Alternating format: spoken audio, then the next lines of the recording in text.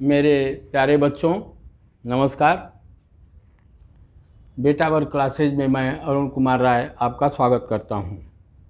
आज आपकी पाठ्य पुस्तिका का एक्सरसाइज 3.5 हम लोगों को हल करना है। इसमें क्वेश्चन नंबर एक को मैं बस इसका जवाब क्या होगा, कैसे होगा, इसको समझाते हुए सत्य है असत्य है यह मैं लिखूंगा। लेकिन इस पढ़ाई को शुरू करने से पहले सामान्य ज्ञान की बात। प्रथम आधुनिक ओलंपिक खेलों का आयोजन 1896 में एथेंस में हुआ था। अब एक्सरसाइज 3.5 चैप्टर था आपका 3.7, एक्सरसाइज है 3.5। अब 3.6 और चैप्टर 3.7 के ऊपर ये 3.5 एक्सरसाइज आधारित है। अब ये कह रहे हैं क्वेश्चन नंबर एक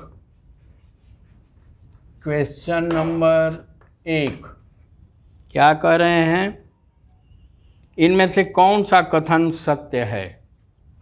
अब देखिए, उसको न लिख करके मैं समझा रहा हूँ आप लोगों को।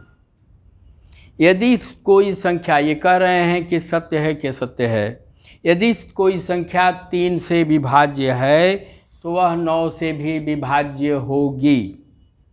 Is it right? नो, ये क्या है? असत्य है। क्यों असत्य है? उदाहरण देख लीजिए। जैसे 6 क्या है? 3 से विभाज्य है, लेकिन वह 9 से विभाज्य नहीं होगा। 12 3 से विभाज्य है, लेकिन वो 9 से विभाज्य नहीं होगा। 15 3 से विभाज्य है, 9 से विभाज्य नहीं होगा। 21 3 से विभाज्य है, 9 से विभाज्य नहीं होगा।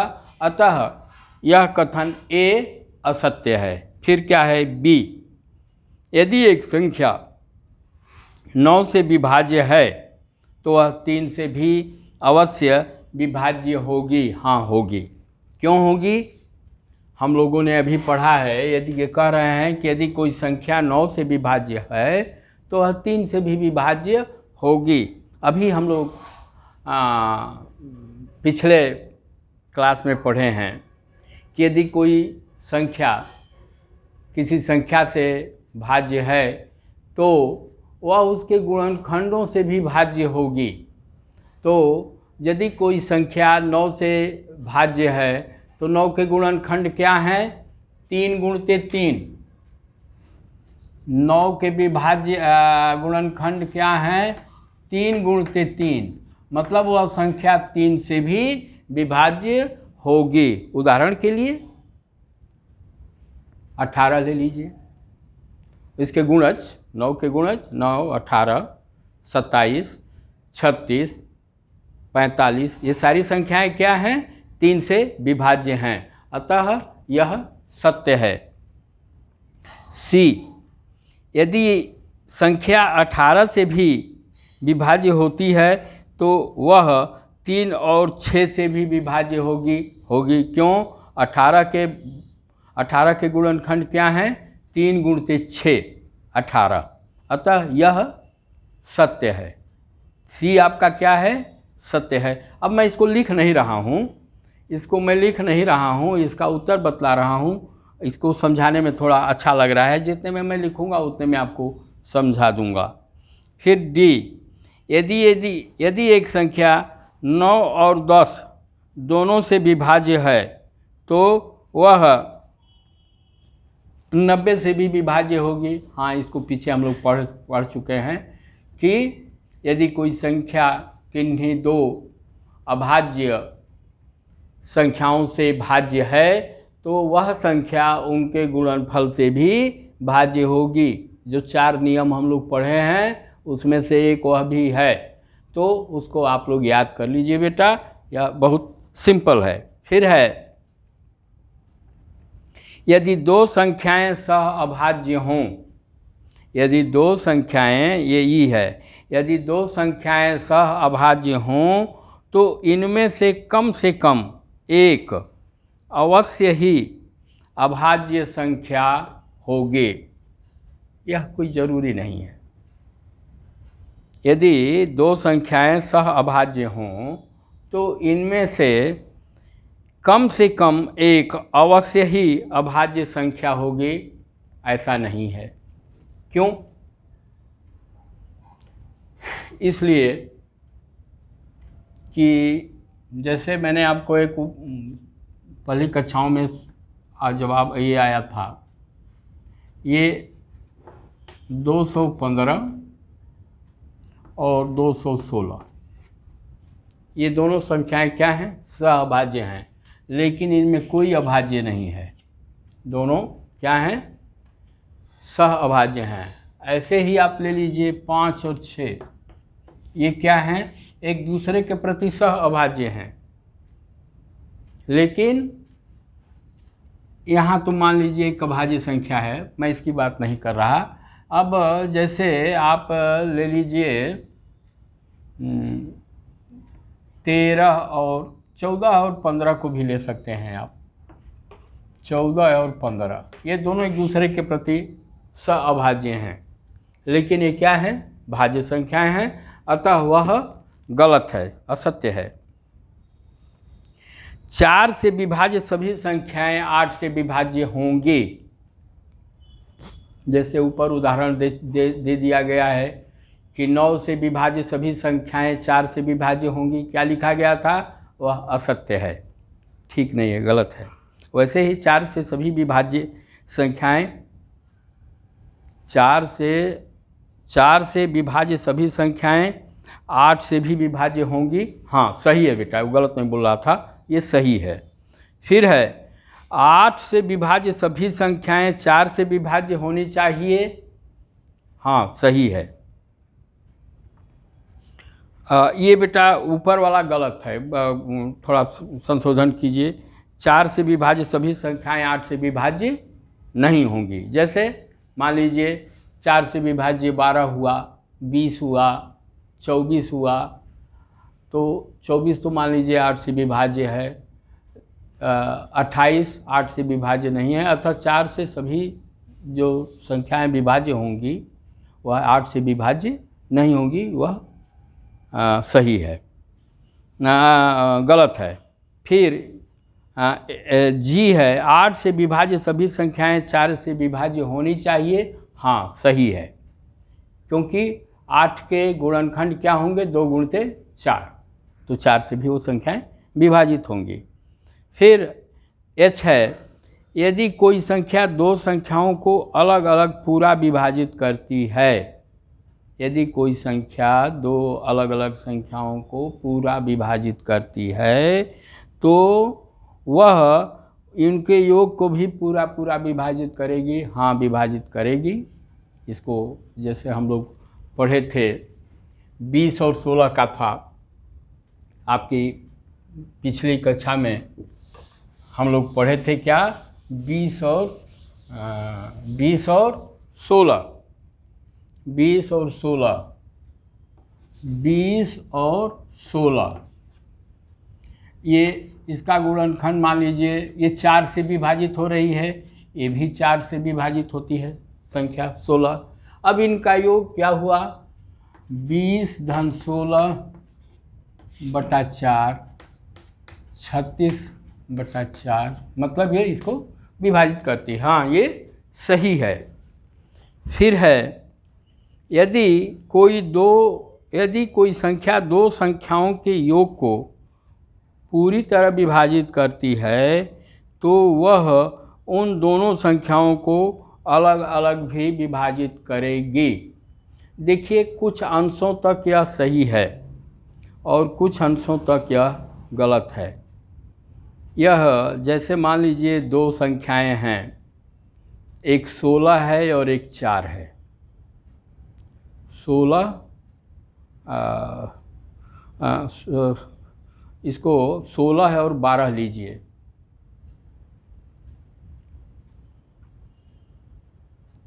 सोलह है और 12 ले लीजिए। ये यदि कोई दो संख्याओं के योग को पूरी तरह विभाजित करती है, अब मान लीजिए यह, हाँ ये तो बेटा जैसे 2 और 26 का उदाहरण लीजिए, 2 और 26,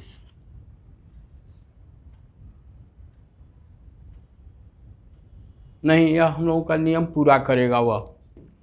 यदि कोई संख्या दो संख्याओं को योग को पूरी तरह विभाजित करती है तो वह उन दोनों संख्याओं को अलग अलग भी विभाजित करेगी।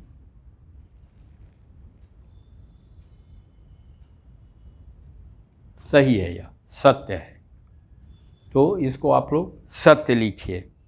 अब यहाँ क्वेश्चन नंबर 2 है 60। यहाँ 60 के लिए दो भिन्न भिन्न गुणनखंड वृक्ष दिए हैं, इनमें अज्ञात संख्याएं लिखिए। Question number 2।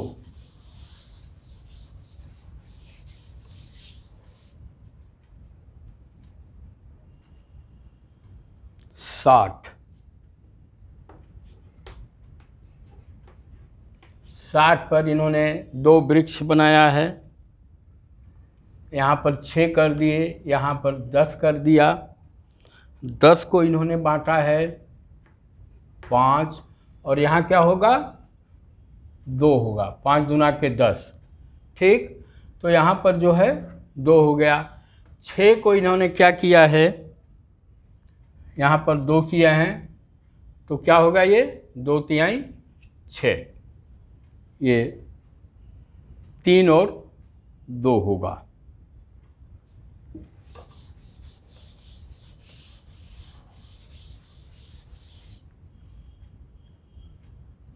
फिर 60 को फिर दूसरी प्रकार से इन्होंने लिखा है 60, और अब देखिए यहाँ और यहाँ इन्होंने क्वेश्चन मार्क कर दिया और यहाँ पर 30 लिख दिए।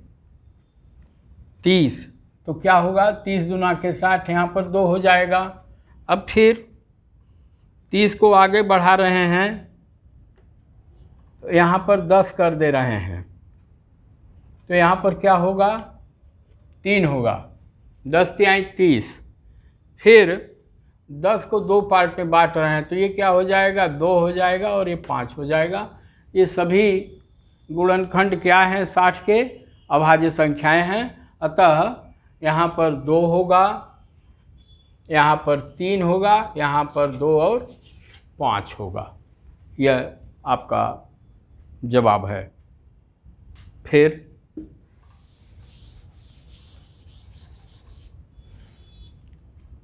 आ जाइए, एक भाज्य संख्या के, बहुत बढ़िया आपका प्रश्न है, एक भाज्य संख्या के अभाज्य गुणनखंडों में किन गुणनखंडों को सम्मिलित नहीं किया जाता है। एक भाज्य संख्या के अभाज्य गुणनखंडों में किन संख्याओं को उत्तर देते समय शामिल नहीं किया जाता है। अब जैसे मान लीजिए मैं मान रहा हूँ कि वह संख्या 24 है, 24 है।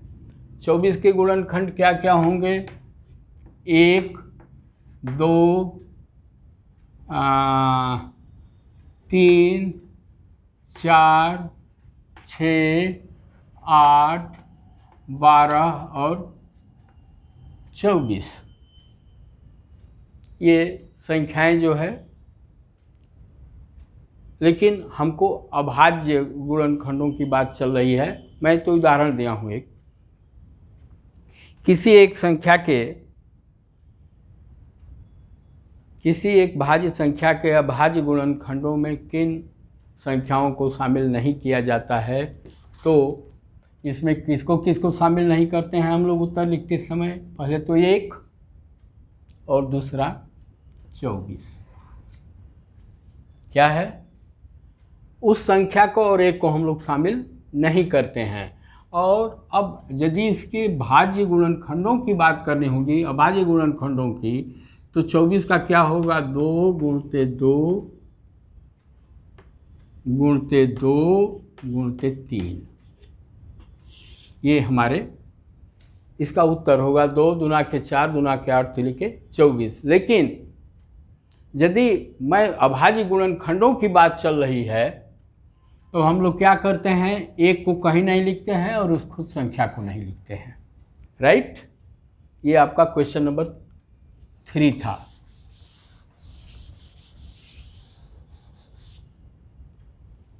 फिर आ जाइए 4 अंकों की, क्वेश्चन नंबर 4 अंकों की सबसे बड़ी संख्या लिखिए और उसे अभाज्य गुणनखंड के रूप में व्यक्त कीजिए। 4 अंकों की सबसे बड़ी संख्या, 4 अंकों की सबसे बड़ी संख्या क्या होगी, हम लोग अध्याय 1 में ही पढ़ चुके हैं। 4 अंकों की सबसे छोटी संख्या, 4 अंकों की सबसे छोटी संख्या क्या है, 1 पर 3 0। 4 अंकों की सबसे बड़ी संख्या क्या है, 9999। यह 4 अंकों की सबसे बड़ी संख्या है।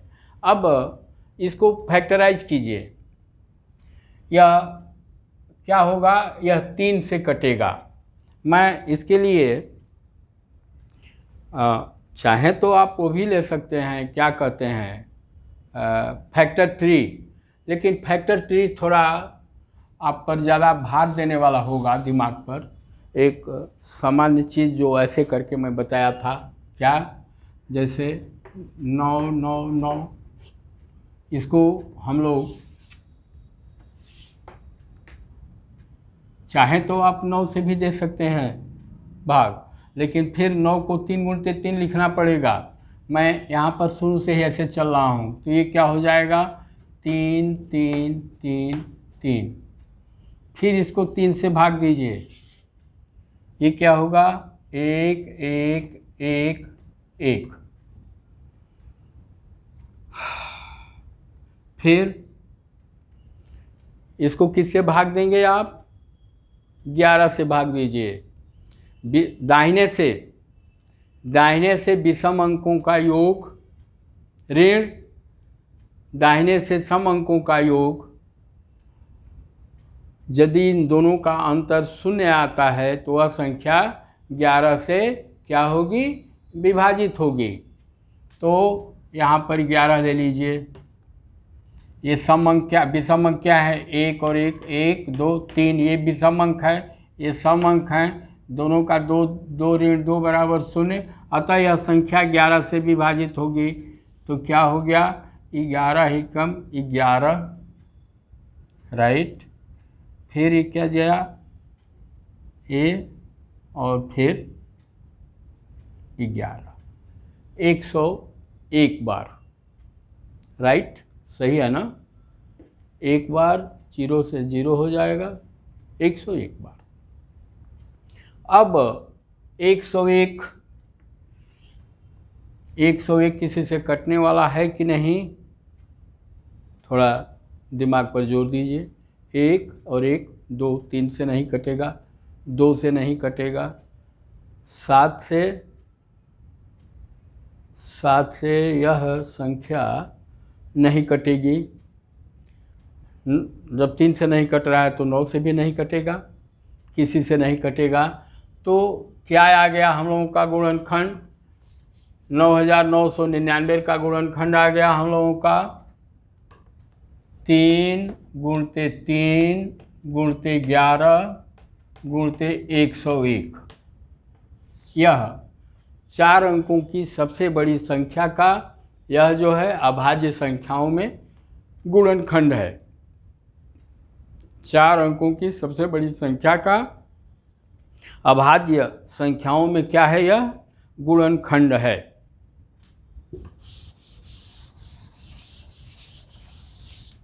फिर आइए अगला प्रश्न क्या है, 5 अंकों की सबसे छोटी संख्या लिखिए और उसे अभाज्य गुणनखंडन के रूप में व्यक्त कीजिए। 5 अंकों की सबसे छोटी संख्या, 5 अंकों की सबसे छोटी संख्या क्या होगी?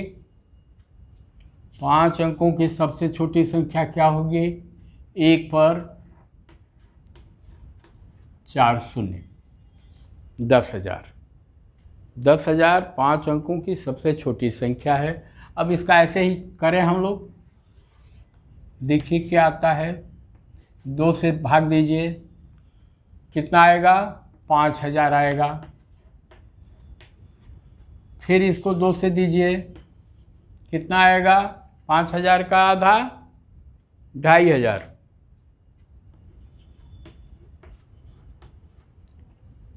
फिर इसको 2 से दीजिए, कितना आएगा?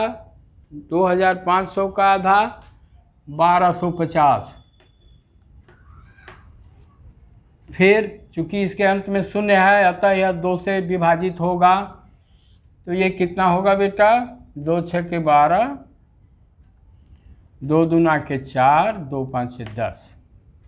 फिर आ जाइए, यह किससे विभाजित होगा? 5 से। क्यों 5 से विभाजित होगा? कि इसके अंत में क्या है? 25 है, 5 है। ये कितनी बार जाएगा? 5 एकम 5, 5, 5 दूना के 10, 50, 25। यह क्या होगा बेटा? ये 5 से बटेगा, कितनी बार जाएगा? 25 बार। यह किससे होगा? 5 से। यहाँ आ गया 5 और फिर 5 और ये आ गया 1। मतलब 10,000 का जो फैक्टर है वह क्या है? 2 गुणते 2 गुणते 2 गुणते 2 गुणते 5 गुणते 5 गुणते 5 गुणते 5। मतलब 5 अंकों की जो सबसे छोटी संख्या है 10,000, उसका जब हम गुणनखंड करेंगे तो क्या आएगा?